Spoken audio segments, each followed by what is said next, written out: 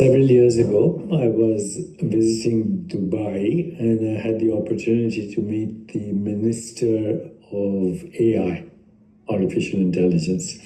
I was launching deepakchopra.ai, and it's now available to everyone who's part of the membership at deepakchopra.com. And you can hear it in several languages, ask questions, etc., etc. I was looking for an Arab partnership, so I had the opportunity to meet the Minister of AI. Very affable young man and very smart and super intelligent. And I was shown into his room, and as soon as I entered, he said, "I know why you're here. But before we talk about AI, can I ask you a question?" And I said, "What's the question?" And he said, "Why do we exist?" Dr. Chopra, why do we exist? I was quite taken by the question, and then we went on to talk for several hours about Rumi and all the great luminaries in the world who have given us so much to think about our existence. You know, I was reminded of a poem by Rabindranath Tagore, where he says, "That I exist is a perpetual surprise." So as I walk about New York City or other places, I look around and wonder how many people are surprised that they exist. Why is their existence, and why is there awareness of existence? Why is there anything at all? Not just why is there a universe, but why is there this mysterious awareness of existing right now, looking at me through your eyes? So Advaita Vedanta and Kashmir Shaivism offer a very radical answer. They say existence and awareness are not two separate things. They're one reality, appearing as you, as this moment, and as the entire universe. Shall we explore why is there existence and awareness of existence at all? Why you, as a human being, can access the source of all existence as your own self, and how to begin tasting that directly, not as a belief, but as a living experience. Let's start with a simple observation. Right now, you know that you exist. Before you know anything about yourself, your name, your story, your past, there's a basic sense, I exist. So non-dual traditions point to this I am as a clue to something fundamental. They say the certainty of existence and the awareness of existence arise together. You never find a bare unconscious existence somewhere over there and a separate awareness over there. There is always one seamless event, being aware. So Vedanta, of course, calls this Sat Chit, being awareness. Not two things glued together, but a single indivisible presence. From this perspective, the universe is not a dead material object that somehow later produces consciousness. Consciousness is the very field in which universe, mind, matter, and time appear, all together. Kashmir Shaivism uses a different language for the same insight. It speaks of an infinite awake presence called Shiva, pure luminous awareness.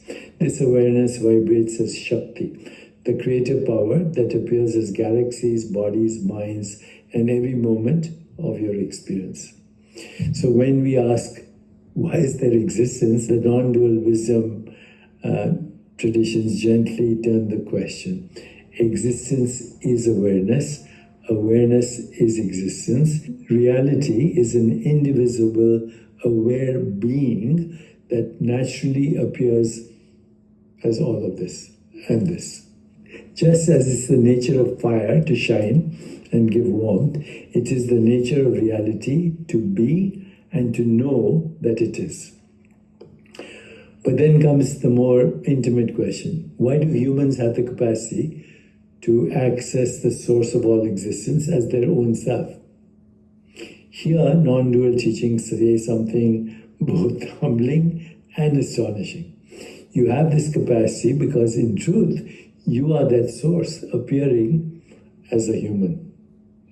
Advaita Vedanta expresses this as the identity of Atman and Brahman. Atman is the innermost self, the silent witness in you, the pure I am prior to every role and every story. Brahman is the infinite, boundless reality. The shocking claim is these are not two. The innermost self and the ultimate reality are one and the same. Kashmir Shaivism describes each individual as a contraction. This is a contraction. Okay, this. And this too. Contraction of the one universal awareness. Like a wave is a particular shape of the ocean, a human body-mind is a particular shape of infinite consciousness. The wave can't see the entire ocean from its perspective, but it nevertheless is never anything other than ocean.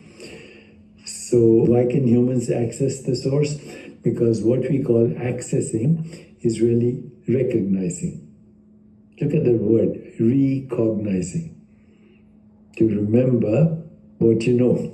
Recognizing that the very awareness that is listening to my words right now, the simple act of knowing experience right now is not a small private light trapped in a body. It is the one universal light of consciousness, temporarily localized and misidentified as me, Deepak, or David, or whatever.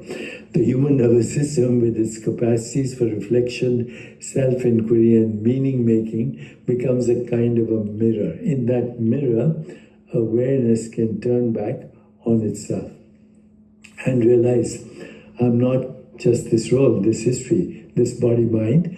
I'm the open, boundless field in which all of that appears. This is what non-dual traditions call self-realization. Not the ego becoming divine, but divinity recognizing it was never only the ego.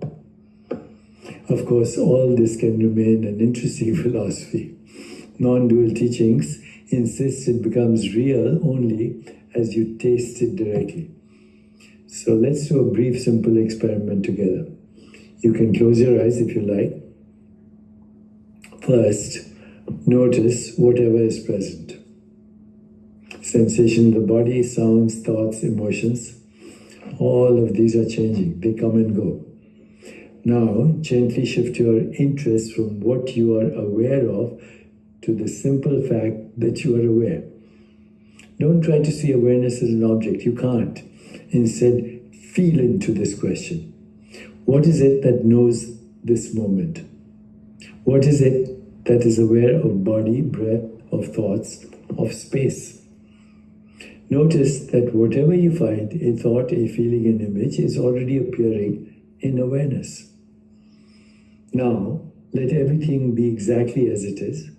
Don't fix anything, don't push anything away. Just rest in this open, quiet knowing.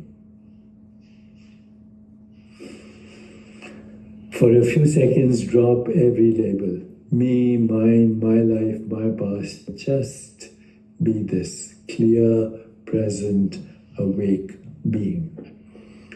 In this simple, intentless awareness, you're tasting the very essence non-dual traditions talk about. This is not your awareness versus my awareness. It is awareness itself, without edges, without a name. From here, the teachings say this same awareness is shining as every person, every creature, every star. The source of existence is not distant. It is the very fact that anything appears at all, and the very fact that you know it. When this recognition deepens, it begins to change the way we live. If the core of who I am is the same awareness at the heart of all beings, then compassion is no longer just a moral rule. It is a natural expression of seeing myself in everyone.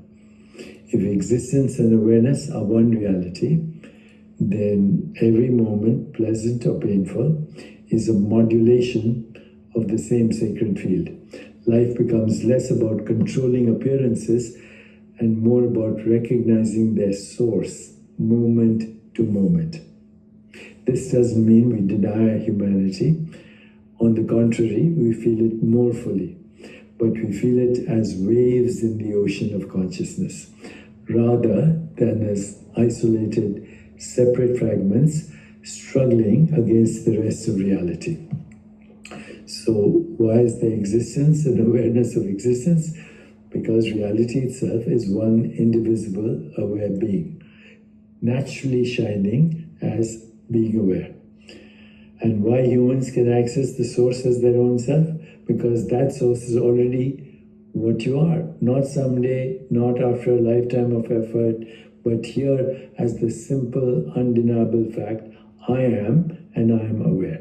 Every time you turn back to this quiet, wordless awareness, you're returning to the source and recognizing it as yourself. So, if this exploration resonates with you, you might try revisiting this video as a kind of gentle contemplation, or sitting for a few minutes each day, resting as awareness and letting this insight deepen. Thanks for watching and for being willing to question not just how you exist, but what you truly are. And thank you, Mr. Minister of AI, for asking me the question in Dubai. Inshallah.